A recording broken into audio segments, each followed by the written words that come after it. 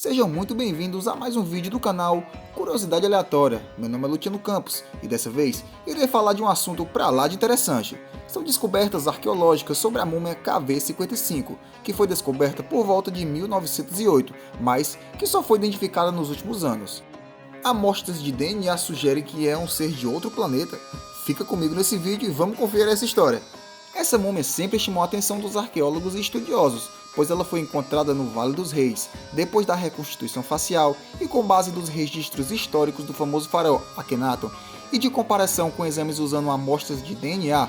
Pesquisadores e estudiosos acreditam e apostam suas fichas que essa tal múmia é Akhenaton. Mas vocês sabem quem é esse sujeito? Bom, sua história é realmente impressionante. Ele foi um dos faraós mais enigmáticos do Antigo Egito, principalmente por suas características físicas, como cabeça modelada, crânio alongado, pescoço longo, sobrancelhas recuadas, pernas largas, dedos longos, joelhos pervertidos e barriga muito pronunciada. Ele governou durante a 18ª dinastia, inaugurando o período Amarniano. Ele foi casado com Nefertiti, com quem teve 6 filhos. Viveu na cidade de Akhetato, onde hoje fica a cidade de Amarna. A tumba onde o faraó deveria ter sido sepultado foi encontrada nessa região, entretanto, ela estava vazia. Akhenaton assumiu o trono do Egito em 1353, antes da era cristã, e governou durante 17 anos. Seu reinado ficou marcado na história pelas mudanças religiosas. Akhenaton foi o pai do proeminente Tutankhamon. Esse com certeza vocês já ouviram falar. Se quiserem, eu posso trazer um vídeo só sobre ele, beleza? Vamos lá. Akhenaton foi considerado por muitos como um inovador teológico e monoteísta. Segundo a lenda, na época de Zeptip, Akhenaton foi enviado pelos deuses para conquistar a Terra. Esta era se refere aos dias em que os deuses dominavam. Ele passou a condenar as religiões politeístas e, posteriormente, tornou-se faraó e ordenou a retirada da iconografia dos antigos deuses, permitindo apenas um, o do Sol, ou seja, o do deus Aton. Acontece que o politeísmo era uma tradição milenar e essa imposição do faraó foi vista pelos sacerdotes como uma grande heresia. Apesar da tentativa de acabar com a crença em vários deuses, o monoteísmo não foi adotado, como muitos já devem imaginar.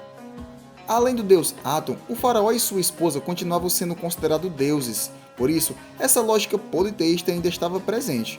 Ele também mudou a capital do Egito para uma nova cidade, que ele mesmo ordenou a construção. Mesmo com toda essa divergência de crenças, a população continuou a acreditar em religiões politeístas, ou seja, em vários deuses. Os arqueólogos e historiadores acreditam que essa diferença de crenças foi o estopim que deu início ao fim do Império e que posteriormente gerou o assassinato de Akhenaton. Durante um longo tempo, as múmias de Tutankhamon e suas filhas foram os únicos corpos encontrados referentes a esse período.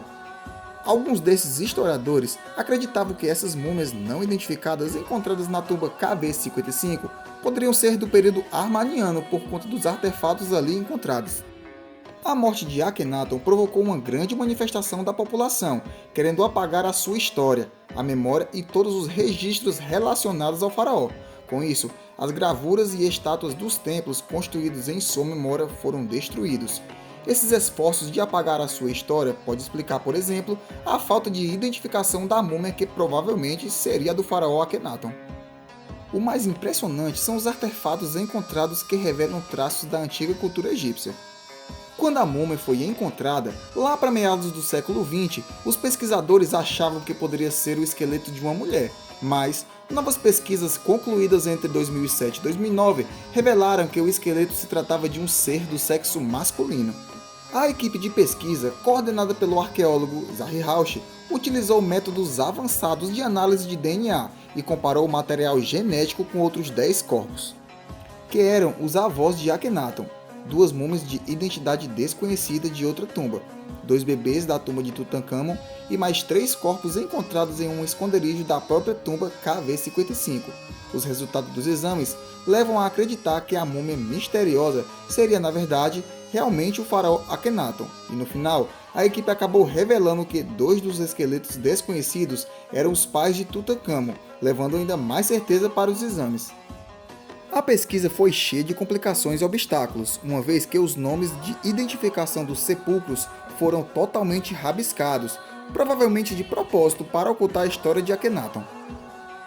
Muitas incógnitas surgiram com as pesquisas. Uma delas é que muitos pesquisadores questionam os exames osteológicos, ou seja, os estudos dos ossos apontam que o esqueleto atribuído a Akhenaton corresponde a um corpo que teria morrido muito mais jovem do que o faraó morreu, segundo registros históricos. Por isso, algumas hipóteses foram levantadas de que, na realidade, os ossos não identificados poderiam ser de Esmecaran, um antigo faraó que viveu e morreu antes de Akhenaton. Outro ponto que levantou muitas dúvidas se refere à característica do gênero sexual do esqueleto. Primeiramente, os pesquisadores acharam que seria alguma desordem hormonal ou genética que fizeram o esqueleto do faraó Akhenaton ter características do sexo feminino, como por exemplo, como já havia mencionado, tinha quadris largos, barriga proeminente, mamas crescidas tipicamente femininas. Todos esses traços físicos correspondem e se relacionam com a imagem do faraó. No entanto, exames médicos mais aprofundados não encontraram traços de nenhum problema genético. O que eles avaliaram é que as representações artísticas que refletem esse aspecto andrógeno, ou seja, uma mescla entre homem e mulher, podem conter traços religiosos da época.